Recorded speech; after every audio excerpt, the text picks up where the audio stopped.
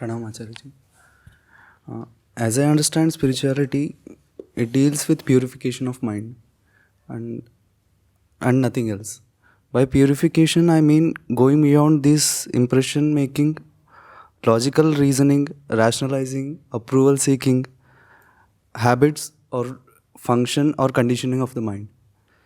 We are passively living according to the rule of nature with our compulsive desires.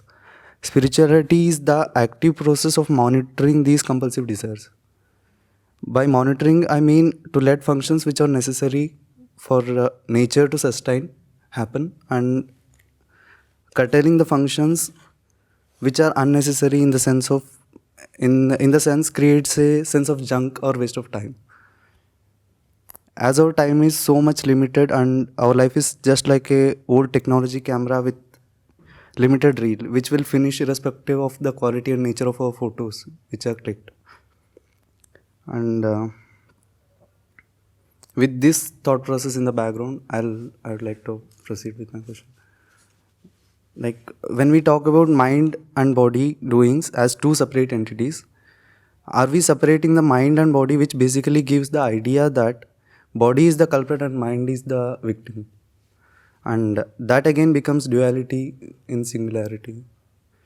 Why is it difficult for us to go ahead and honestly accept that we are the desire and be accountable for the suffering which is caused due to it? And the idea of spirituality is unifying or inclusiveness, and we are doing the dead opposite by creating two instead of us. Are we playing the game right? What do you want? There is a lot of confusion which... Even confusion needs to have at least some clarity in order to be cleared. How much of this has to do with your life?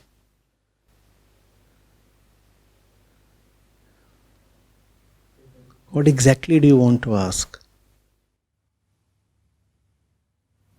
Like when we are... When I am. Speak about your life. When I am. We are dividing... I am dividing body and mind as separate things, and... Don't divide. No constitution says that you have to do that. You won't be tried in a court of law for not dividing body and mind. Don't do that. And we always talk about... I. No, basically we have read... I. We have read about... I. I have read about the ego. I have heard about the ego. And basically, are we... am I concluding that there is a such thing called ego? How do I know what you are concluding?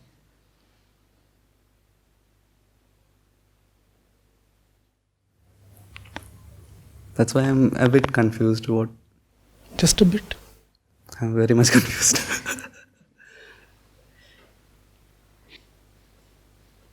Actually, now I realized I have written so much. Still, there's 3 pages.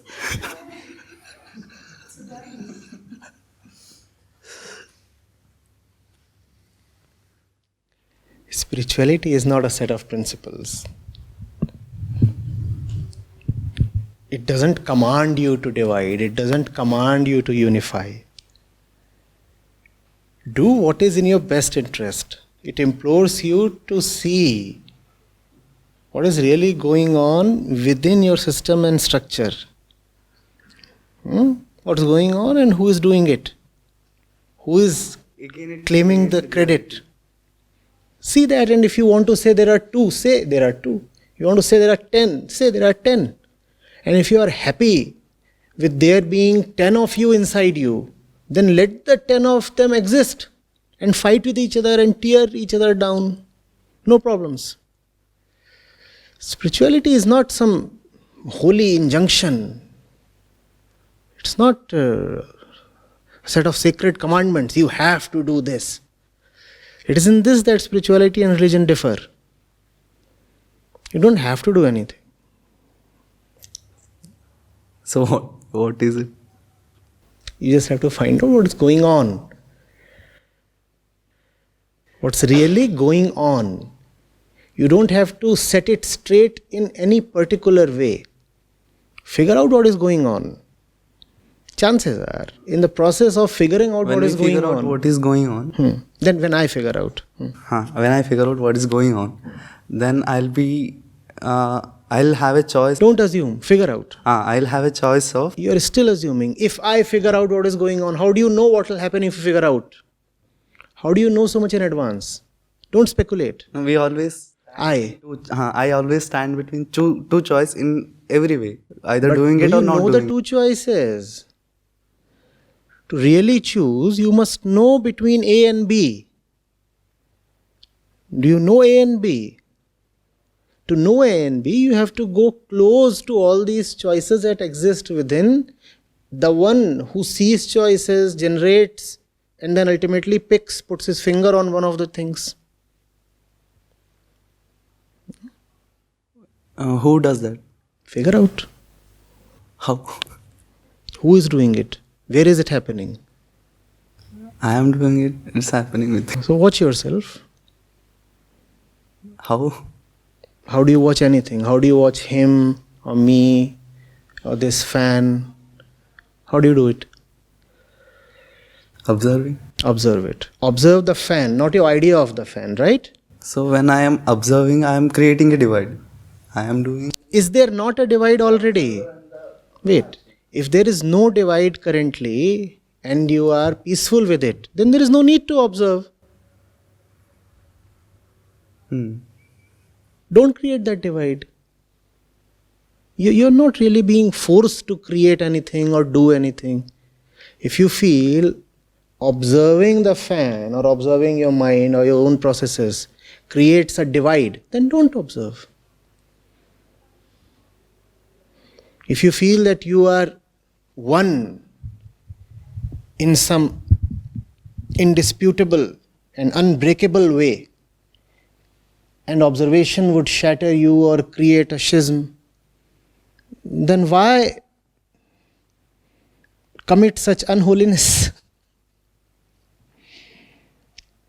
In alleging that a divide would be created, you are insisting that currently exists no divide, which is a tall claim to make, really. What you are saying is that you are a monolith within.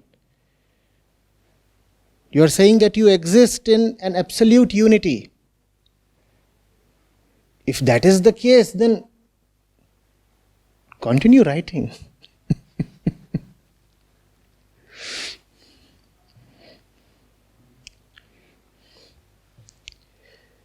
It's almost like saying that if I look at myself in the mirror, I'm creating a division. Even more spectacularly, if I look at myself in the mirror, then I'm creating a face. You're not creating a face, you're observing it. You're observing it as it really is. But observation threatens the status quo. Because now you cannot avoid looking at things as they are, and they are often quite ugly to look at. So one doesn't want to observe. So one creates fantastic arguments against observation. I'm not again charging it upon you, but that's the usual way of the ego. If I observe, then that goes against that kind of a philosophical principle.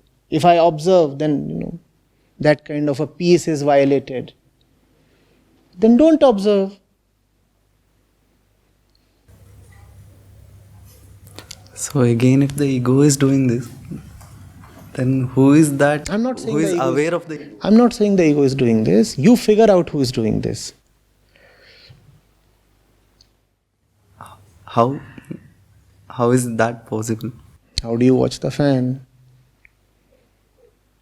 By not assuming that you already know the fan. If you assume that you know the fan, then you watch your assumption, not the fan. Right? If you have an idea of the fan, then what you watch is the idea, not the fan. So some basic humility. I do not know, but I probably can know. So let me just observe, let me watch. But we always, I I always make a pre-notion, make an impression before seeing. Great, continue. If that serves you well, continue with it. Are you all right? Are you glad the way you are? If you are, then is there any need to change the way things are presently arranged or functioning within you? I'm not able to decide that. Am I glad? If you're not yet able to decide, then let things run as they are running. The spiritual process cannot begin unless until there is a dissatisfaction against one's state. It is not a thing of mere curiosity. It's not like visiting a museum where you observe something that firstly belongs to others, secondly belongs to the past. Spirituality is about firstly observing not others but yourself, even if in relationship with others, and secondly observing not your idea of yourself but observing yourself as you are right now in real time.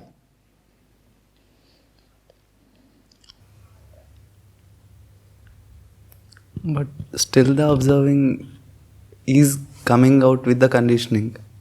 First of all, there has to be a dissatisfaction. When there is that dissatisfaction, then there is a forward movement. Yeah, I feel there is a dissatisfaction. No, you have to be certain that there is a dissatisfaction. That dissatisfaction must cry out.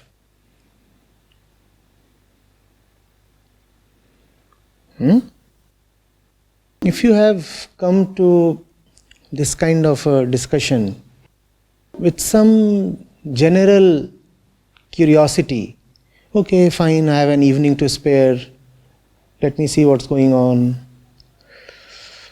you won't get anything. How to know that I have come with this? How do you know that you are in pain? I feel it. So you have to feel that pain. And you don't have to force yourself to synthetically feel that pain. That pain must actually be there. And it is there, it's just that I am numb. you are living in an anesthetized way. Probably, again, you have to figure out.